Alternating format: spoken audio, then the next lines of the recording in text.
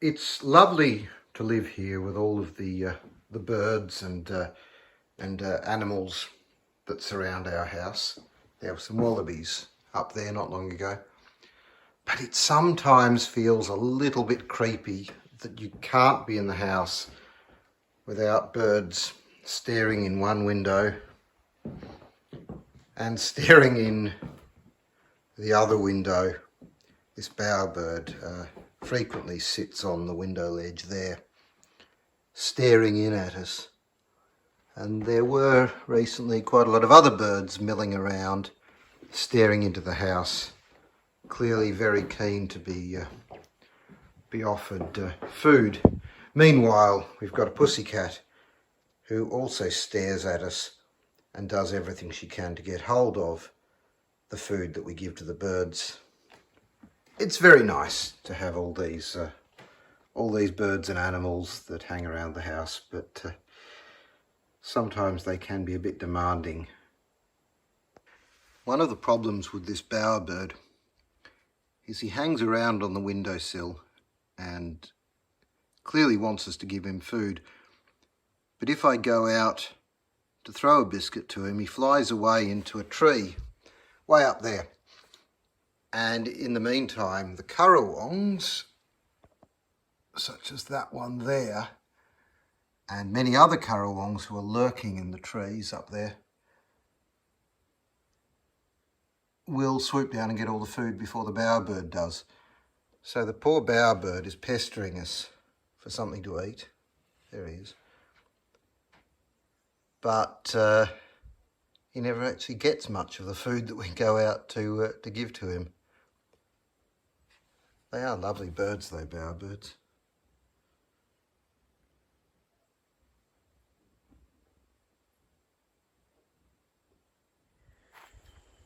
I'm in the garden because I just quickly wanted to show you what I've accomplished.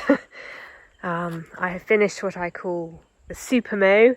This is the last mow that I do of the lawns until next spring. And by super mow, what I mean is I really go to town. So I do really, really intricate strimming. I get really in there. Then I get the mower out and give it a really nice mowing. I in fact had both strimmers out this time because there was some quite tough grass around some of the plants. I do this just so that now that we're deep into autumn, the lawn really has stopped growing. So I want to create a nice baseline for it to carry on over the rest of autumn, winter, and then a nice place for me to start again in the spring. So it's looking quite nice now, and it should continue to look like this for the next few months. It may grow a bit, but not enough to really matter. I do like to leave the lawn relatively high over autumn, winter, so I took the lawnmower up a notch, really just knocked the top off the grass. I think it sort of looks nicer, but also I hope that it helps the lawn stay a bit healthier, that little bit longer, so it can benefit that little bit more from whatever it can grasp from what little we have of the sun. I did want to show you, this is pertinent to what I've just been saying, I did want to show you this birthday card that I got from my parents. It was my birthday quite some time ago, but since we are talking about lawns, I am a bit of a lawn slave. If you've watched enough of these vlogs, you'll have come to that conclusion by now. But that is because a nice kept lawn is one of my anti-house going on fire during a bushfire scenario measures. So it's not just really aesthetics.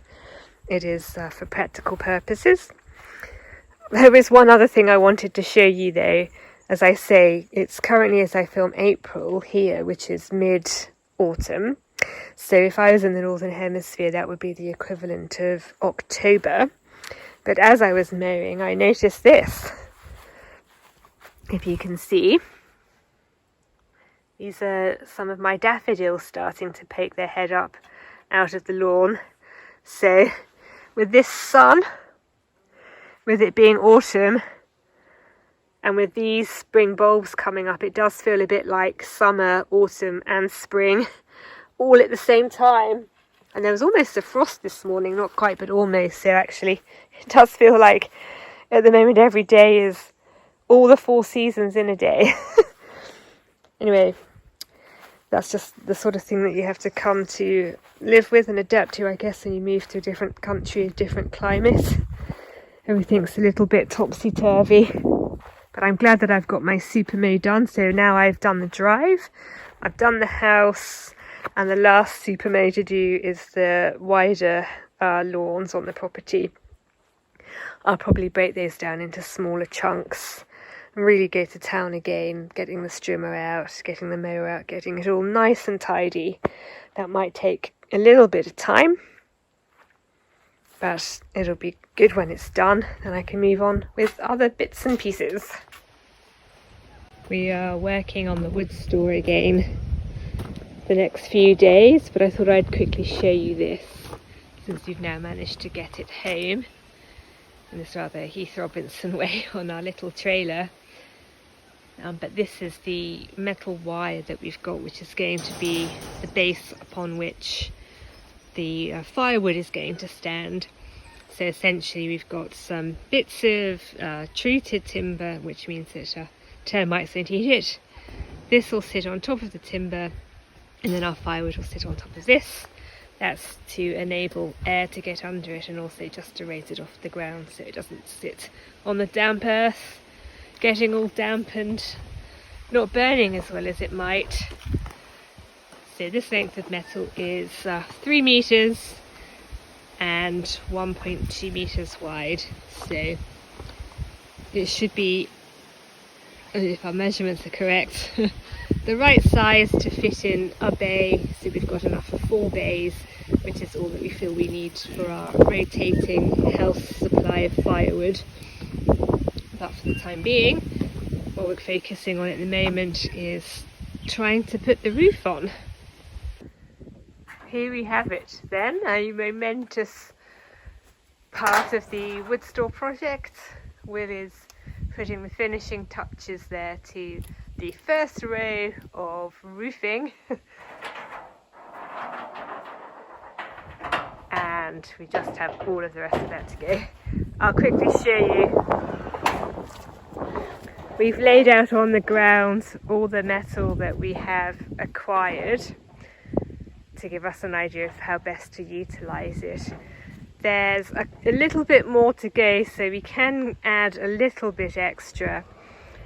Obviously it's not overlapped yet, so we're looking at it and we think roughly we've currently got enough metal to do about half of the building. Maybe slightly under, but in the vicinity of half. This is a lot of roof that we have attached so far, but as you can see, still quite a lot of roof to go, but we are getting there. And you can even see in the background some of the wood that we anticipate will be stored in the wood storage bays that you can see here in the shed.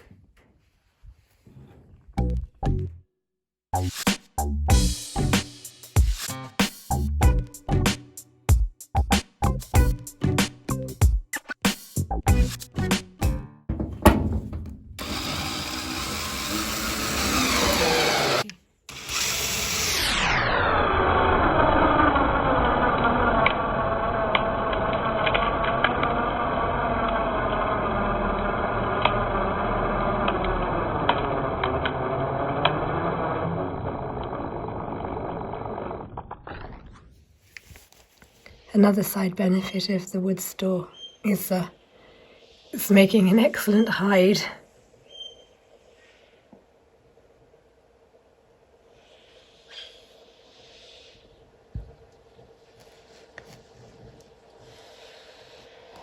And spy on Will.